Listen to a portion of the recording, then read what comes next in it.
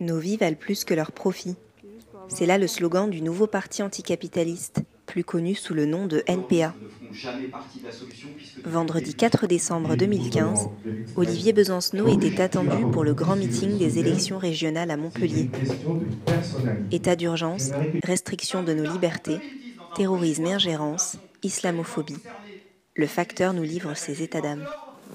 Est-ce que tu peux nous rappeler brièvement ce qui s'est passé dimanche 29 novembre pour le cortège du NPA à Paris ? Ce qui s'est passé dimanche dernier, c'est qu'il y avait donc dans le prolongement d'une première initiative qui a eu lieu quelques temps auparavant, qui était une chaîne humaine organisée par la coalition Climat 21, qui a été un succès. Il y a eu un prolongement de nombreux manifestants de cette coalition, plus d'autres qui étaient venus pour manifester vraiment sur la question de l'état d'urgence, qui se sont retrouvés à la place de la République à partir de 14h.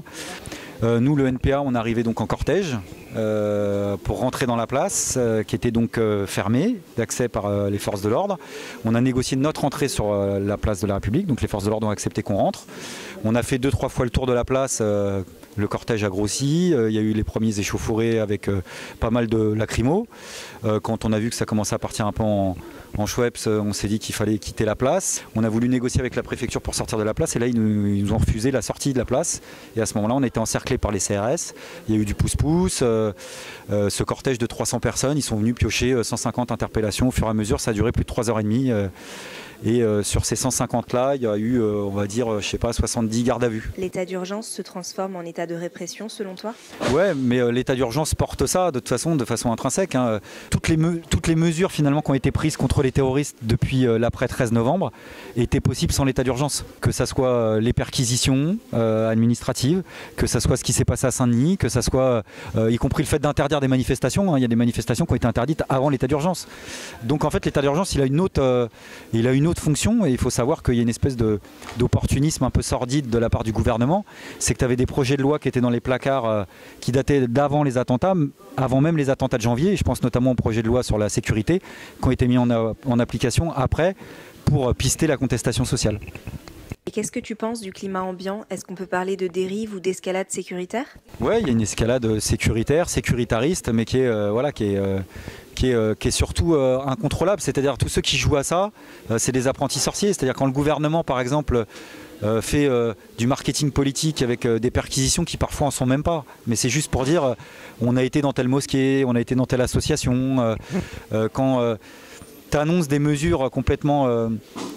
en réalité inefficace par rapport à ce que tu racontes sur la déchéance de la nationalité par exemple, puisque tu vas transformer des gens en apatrides qui seront donc plus des justiciables aux yeux de ton pays. Tu fais de la politique et tu cours après des thématiques d'extrême droite. Et le problème c'est qu'à ce jeu-là, c'est l'extrême droite qui remporte la mise. Est-ce qu'on est en train de dire adieu à nos libertés au nom de la sécurité ? C'est un vieux débat. La sécurité, c'est la première des libertés. C'est un truc qui vient de la droite, qui a été repris par Le Pen dans les années 90.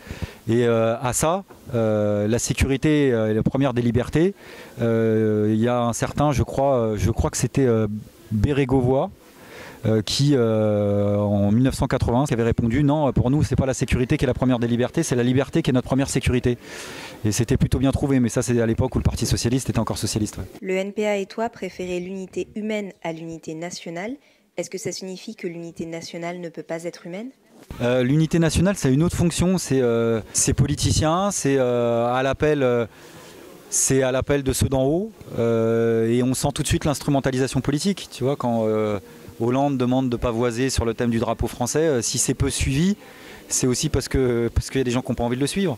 Voilà, et pourtant l'unité humaine, après janvier, t'as pas eu que la grosse manif du dimanche qui avait été appelée par Hollande.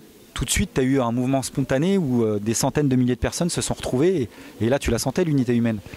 Et il y a un mouvement qui vient d'en haut et un mouvement qui vient d'en bas et en effet, c'est pas le même pour moi. Le NPA a déclaré dans un communiqué, je cite, « La barbarie impérialiste engendre celle du terrorisme ». L'ingérence serait donc à l'origine du terrorisme ? Oui, l'acte fondateur de Daesh, c'est une intervention militaire impérialiste qui est celle de la guerre des États-Unis en Irak en 2003. Ensuite, il y a eu ce qu'ont fait les puissances occidentales, ou plutôt pas fait dans le cadre de la révolution syrienne.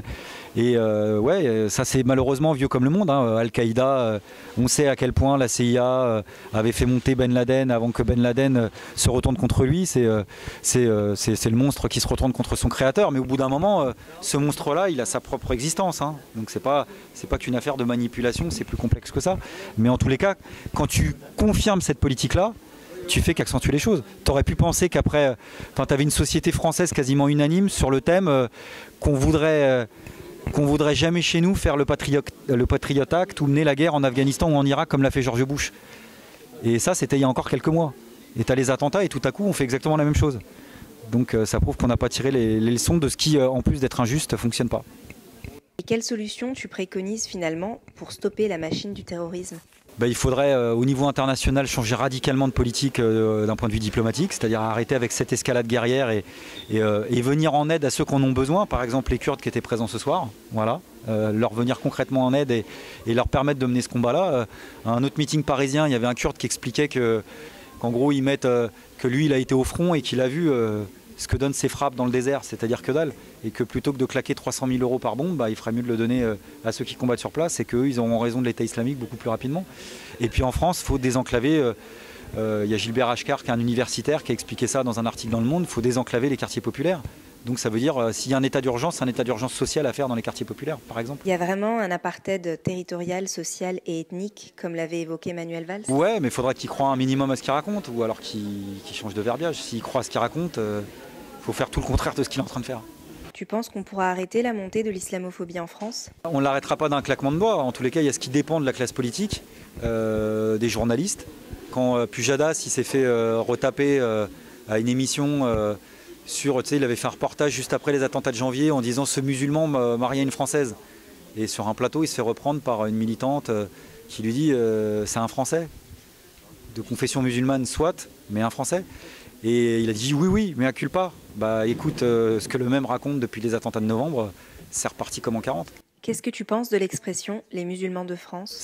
Ça en dit long, c'est tout un programme. Voilà, y a des gens qui vivent en France, qui ont des confessions, mais tu vas pas dire les juifs de France, tu vas pas dire les catholiques de France. Merci Olivier Besancenot. Merci.